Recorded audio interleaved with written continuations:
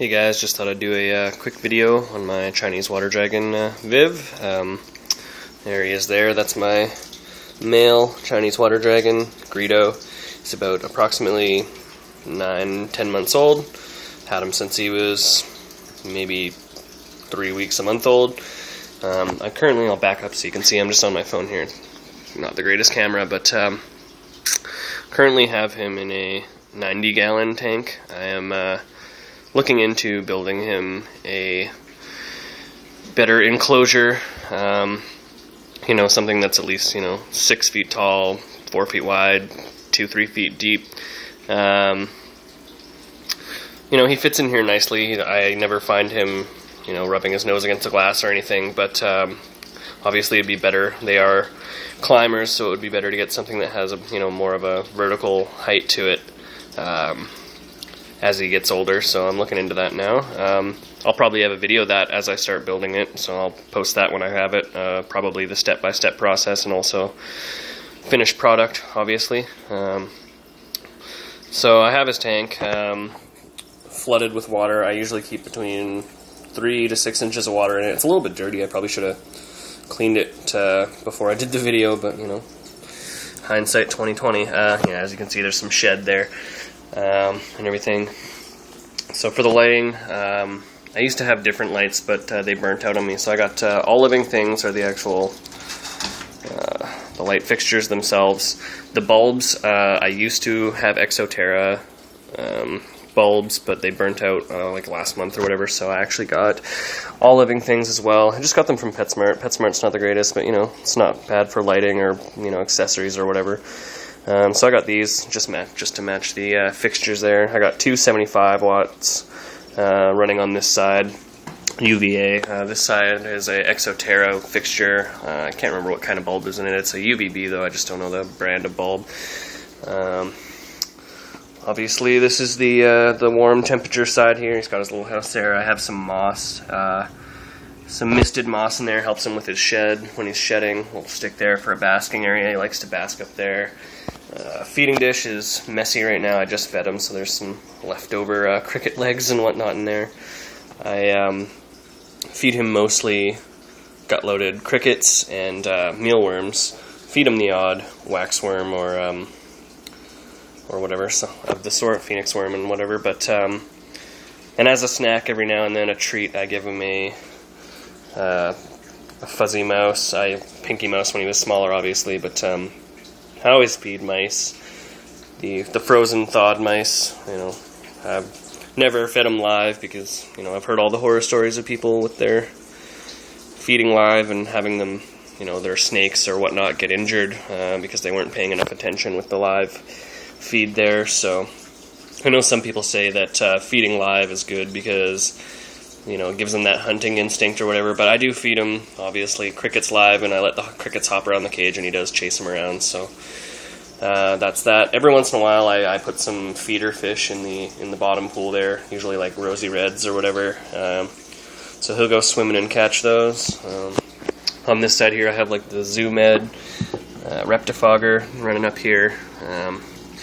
Used to have a smaller bottle. I found out that the actual attachment down here is the same size as the mouth of a 2-liter, so I just took an old Coke bottle, obviously washed it out really well a bunch of times, made sure it was nice and clean, and I use that. It's nicer because, obviously it holds more water, so it lasts longer. Keep the temperature, I don't check what it's at now, but yeah, it's at 96, so I should actually turn one of these puppies down a little bit. One of them is on a dimmer, one of them isn't, so yeah. So I generally try and keep his temperature on the hot side about 90 to 95. As you can see there, I had one of the lights up a little too bright. I used to have just one light over here that was 100 watt, but I found that it didn't warm it up enough, so I had to get the two. This one here is on a dimmer, so I keep that dimmed. Obviously, I didn't do that this morning, but it's early yet, so it'll cool down to the proper. That's obviously probably why he's on the cool side here. I had a little too warm over there, but usually I keep one of them a little dimmer. They're 275s, and that keeps it at a good temperature. So there he is there. Named him Greedo. You know, Star Wars fans will probably enjoy that. As for decoration, I have a varied mix of reptile and fish ornaments. A lot of these plastic plants are not, you know, made for reptile tanks or whatever, but I have them submerged there. Mostly so that, just because I have his island there, the island is actually made out of a brand new, I bought it brand new, but a kitty litter tray. And I have some bark substrate in there, and I actually just put all the plants up in here so that he didn't jump into the water right there and kind of squish himself up against the glass at all. Probably wasn't likely to happen, but, you know, just in case. So he kind of climbs on that. He's got his vine, a couple of branches that I got from, you know, PetSmart as well. I got a filter back there. I believe it's a top fin. I don't know. I mostly, it doesn't really do all that much to keep the water clean, because I, you know, have to replace the water every 2 or 3 days usually to keep it nice and clean. So I just siphon it out and put another bucket or two of water in there. But I just do the filter as mostly just a waterfall function. You know, he likes to go over there and stick his head in it and whatnot, especially when he's shedding. He'll go stick his head under the waterfall and try and scratch off some of the loose skin there. I have a live bamboo plant back there. I used to have another live plant. It's on the windowsill over here. That one there. I used to have it in here, but as it got bigger and it got taller, it started getting, you know, too close to the heat bulbs, and it started to burn the leaves, and I would find, you know, little pieces of broken dead leaf everywhere, and, you know, it's just a pain to clean up, and didn't want to have the fire hazard in there just in case, you know, not likely, but in the unlikely case that a leaf, you know, got too dry and caught on fire, and, you know, don't want to put any smoke in his tank or anything, or, you know, risk him getting burnt. So yeah, I also have a hammock there, reptile hammock. I have it, comes down right about where the fogger comes out. He likes to go sit up there sometimes. And yeah, that's pretty much what it is. It's a 90-gallon. I don't know if I already said that. It's a 90-gallon tank. I'm hoping to build him something within the next couple months here. Now this here I didn't mention. This is a his night bulb. I only really use it in the winter or whatever. It does get pretty cold here in the winters. Usually we keep our house, you know, at room temperature or whatever, but he is by an outside wall and a window, so in the winter time I stick that. I think it's just a 75 watt, it's like a black light, it's like a purple light. It doesn't give off any visible light for him or whatever, but I stick it on his basking side there over his little shelter, and make sure he doesn't get too cold in the winter, which, you know, like I say, we do keep it room temperature in here, so, you know, unlikely, but yeah, he's a little bit spoiled, so